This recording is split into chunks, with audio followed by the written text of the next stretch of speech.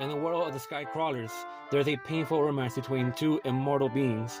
Used as tools and weapons, they are experiments used by their government to fight an endless war. Even if they die, they'll be cloned back to life and lose that life's memory. At the center is the longest survivor, who feels she has lived for too long. They don't know how many times they've died and been brought back, though once they realize what's happening, some lose meaning in their lives. How many have they killed? How many times have they died? Their miserable state is subconsciously reflected on their drone-like, apathetic personalities. Some reach such dreadful mental states they start asking to be killed by the other children. Some look for a better way. And the cycle of reincarnation continues.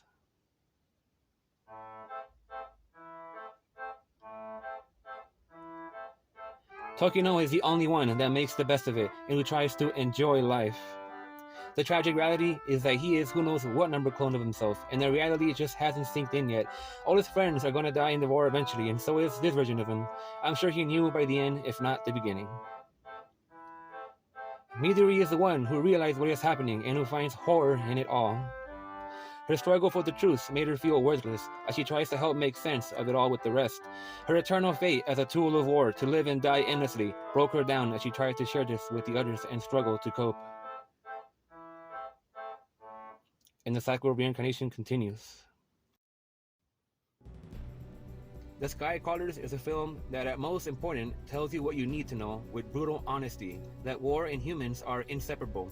The rest is up to interpretation, as a lot of what is happening is mysterious and not directly answered to the viewers. What is the importance, necessity, and horror of war? To what? To those that just see it as their job to become hired killers. Ironically, politicians use war to give the illusion of peace, as the film explores. The people start to believe that if other countries are in a disastrously violent state, and if they can be fool enough to believe that, they have it better where they are. As a result, they will be made to believe there is peace where they live. Their governments believe more so, however, that as long as there is war, there can be profit, not peace. War is a profitable business, where the dollar has more value to them than a person. Because in their eyes, war must always happen. They must prop up an undefeatable enemy also. To do this, they must train people on the other side and use the media to maybe parade them at first, but then vilify them and turn them into powerful enemies, which justifies the invasion. It is true that war has brought about heroes and change for mankind. Some say it gives meaning and life to some, though really it's misery and destruction for most. Take a look at my rotten country called America, where politicians like to point fingers at other countries to make people think it's peaceful and great here, when there's yet another mass shooting that results from the degenerate and trigger-happy culture that has tainted the minds of the young. It is because of these morality-twisting institutions of media, education, and others. Everything is backwards. Most of what we come to believe is a lie. As the Sky Crawlers play out its beautiful and intense aerial combats and Kusanagi's analysis of warfare, the viewers can see that war is the most devastating form of violence. When this world ends, it won't be ended by muggers in the street. It will be ended by highly educated people using weapons developed by highly educated people, law-abiding people, people with little fair-haired kids, house on the corner, professors in colleges. Because these are the people who do what? Make the bombs, make the weapons, make the missiles, and all of these kinds of things. And yet we will not study these people as perhaps possessing some genes for violence. Is there a gene for psychic violence? The kind of violence you do to a people's mind when you destroy their culture, their history, destroy their self-esteem, and the other kinds of things?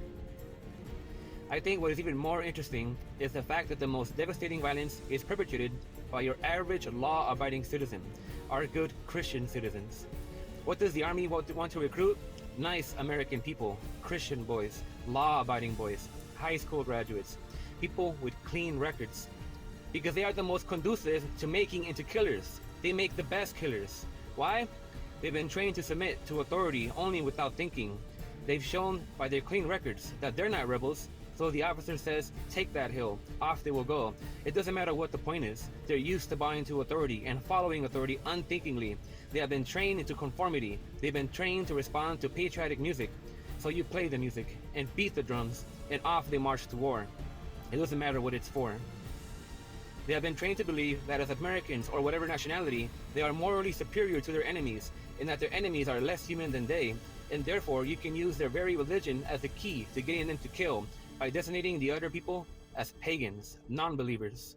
It is under the banner of religion and patriotism that most of the killing and deaths in the world has occurred. The Skycrawler's Explorer's War, but Mamoru Oshii also offers hope. Don't escape or run away from a miserable existence. Live and find a way to change things. See reality for what it is, not what you want it to be. Dare to struggle and dare to win. If you dare not struggle, you don't deserve to win. Theory without practice is irrelevant. The situation can improve if you are willing to fight for it. Though you go down the same road in life, look carefully and you'll see things you never saw before. The scenery doesn't stay the same. Thank you for listening.